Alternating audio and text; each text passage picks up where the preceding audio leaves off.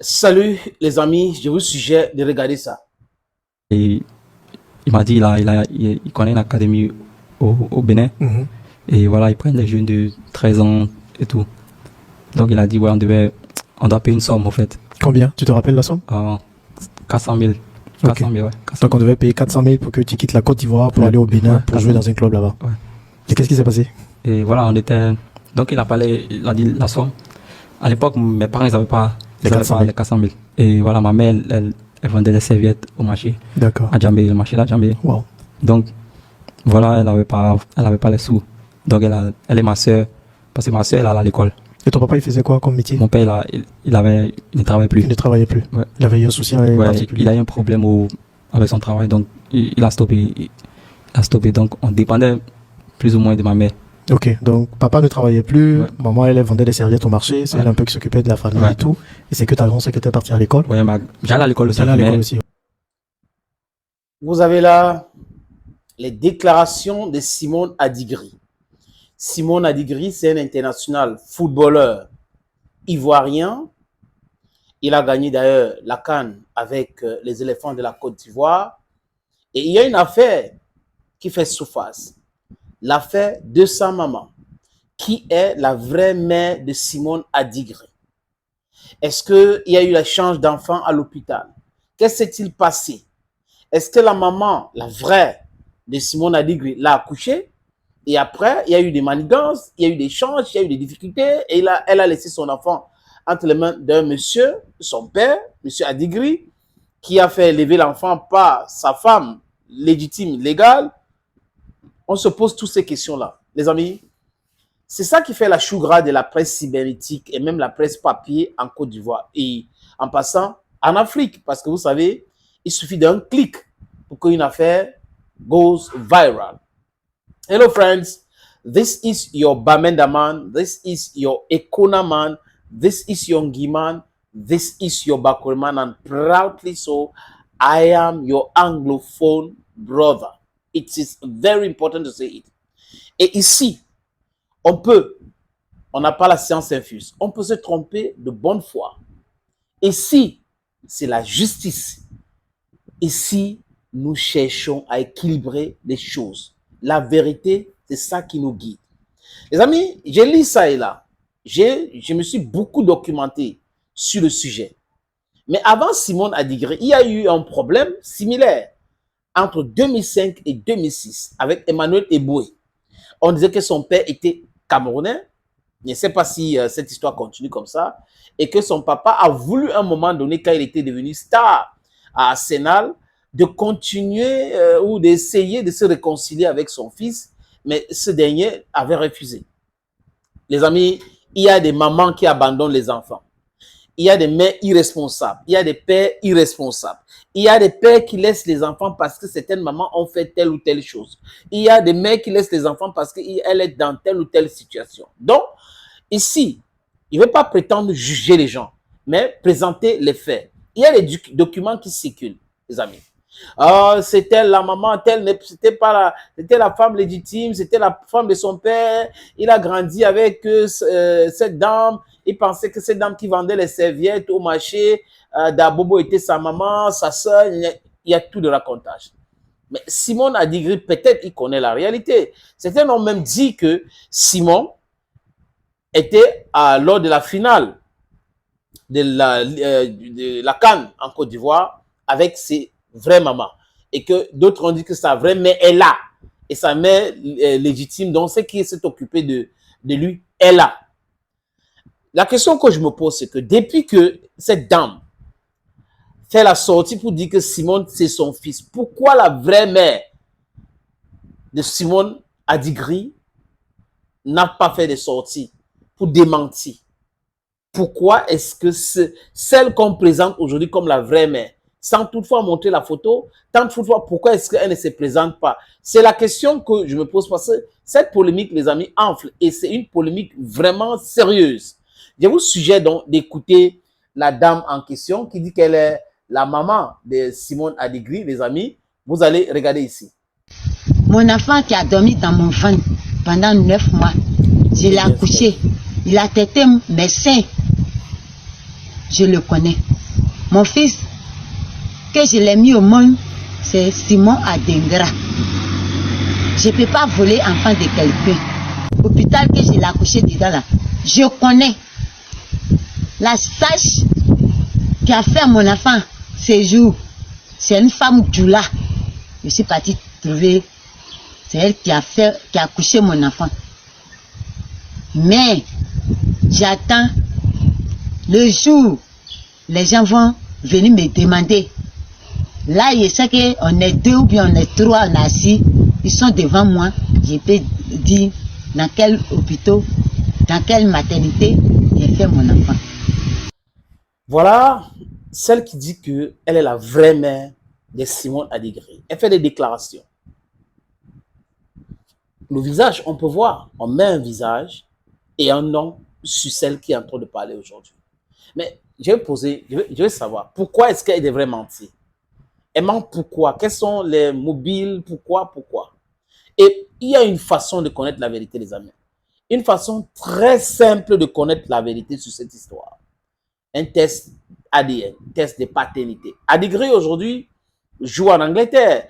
C'est un footballeur international, donc il a les moyens, ça ne peut pas le dépasser. Quand il raconte son histoire, déjà, sa mère souffrait, elle a fait telle chose, ça s'est allé à l'école avec lui aussi, et que c'est grâce à sa sœur qu'il a pu avoir les 400 000 pour aller au Bénin, ça c'est son histoire. Mais la vérité sur la vraie maman de Simone Adigri n'a pas été encore résolue jusqu'à présent, les amis. Certaines personnes s'agitent, certaines personnes insultent ces dames, je ne sais pas pourquoi. Elle est la seule qui peut nous expliquer pourquoi, et elle a dit dans plusieurs vidéos, les amis. La première vidéo que vous voyez là, elle a fait la sortie, elle s'est expliquée. Et certaines personnes l'ont insultée. Elle est revenue maintenant expliquer les choses, les amis. Je vous suggère de la regarder encore pour comprendre. C'est moi, Yahou Amé Delphine. C'est moi, autrefois j'ai fait la vidéo sur mon fils Adingra. Je ne devais même plus sortir pour parler encore. Mais, il y a quelqu'un qui est là, qui est en train de mentir sur moi, que lui et moi, on s'est échangé de l'enfant, que lui, il a montré mon enfant. Et lui et moi, on était assis à braquer pour parler d'un enfant. C'est faux. Je suis assis dans mon village, je n'ai rien.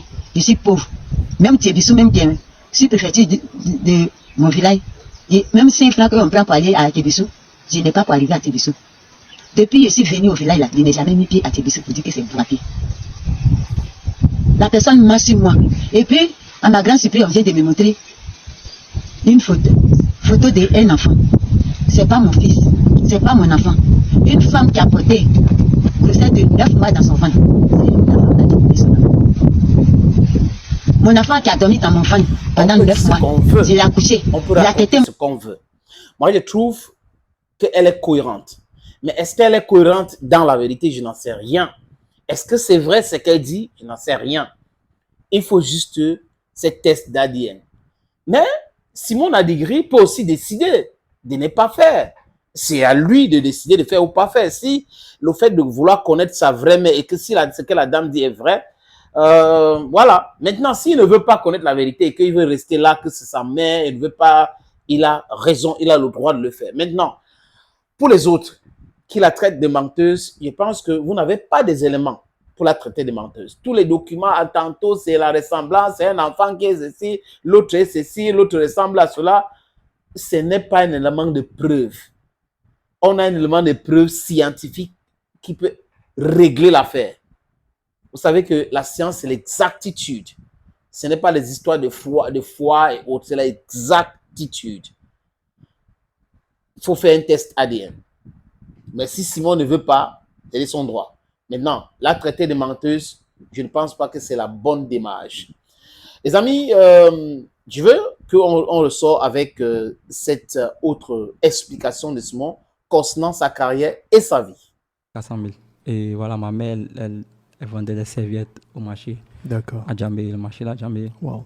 Donc, voilà, elle n'avait pas les sous. Donc, elle est ma soeur. Parce que ma soeur, elle allait à l'école.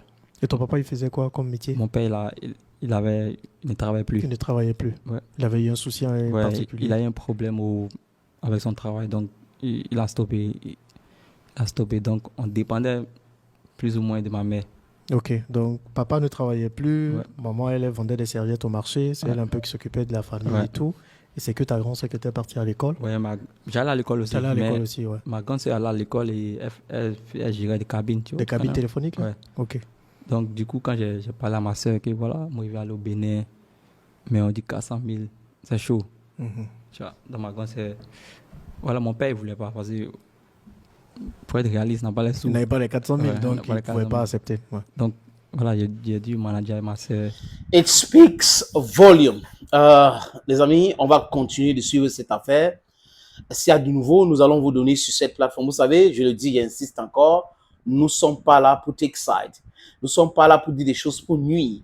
Nous sommes ici pour dire des choses parce qu'on veut construire. On dit la vérité. Dans la vérité, on peut construire quelque chose de durable. Dans le mensonge, on ne peut rien construire de durable.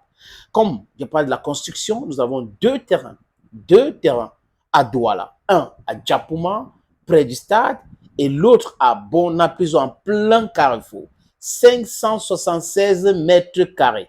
Vous voulez investir, vous voulez construire l'hôtel, vous voulez l'école et autres. Voilà donc l'opportunité. 576 mètres carrés. Et à Djapouma, c'est 1000 mètres carrés. C'est-à-dire dans l'enclos. Donc, il y a la barrière sur les 1000 mètres carrés. Appelez-nous. C'est le 00237 680 87 37 37. Ce numéro est aussi WhatsApp. Les autres numéros dans cette petite vidéo qui suit. Opportunité en or à Douala, terrain à vendre, 560 mètres carrés. Vous voulez construire un centre commercial, un hôtel, vous voulez construire votre propre maison à vous, vous voulez ouvrir une station de service, c'est à vendre, les amis. Je répète encore, c'est à vendre, ce terrain. Voilà donc l'opportunité que je vous présente là. C'est 560 mètres carrés, je répète. Et le terrain est titré. Nous allons vous laisser le temps de vérifier, parce que c'est très important. Donc, ce n'est pas le genre de terrain où il y a un problème. Non, non, non. C'est en plan Bonapiso, à côté de la route. La route ceinture ce terrain. D'un côté, il y a une route en pavé. De l'autre côté, c'est une autre route bitumée. C'est abordable le prix, hein, donc on peut discuter du prix. Si vous êtes intéressé, appelez-moi à travers les deux numéros que vous voyez à l'écran là, 6 80 87 37 37 ou le 6 96 17 60 34. Et les numéros, le premier numéro passe sur WhatsApp, donc vous pouvez nous envoyer un WhatsApp ou vous nous appelez simplement. Et l'autre numéro, c'est uniquement par appel simple, les amis. Donc, voilà donc cette opportunité que j'ai décidé de partager avec vous. Contactez-moi si vous êtes intéressé.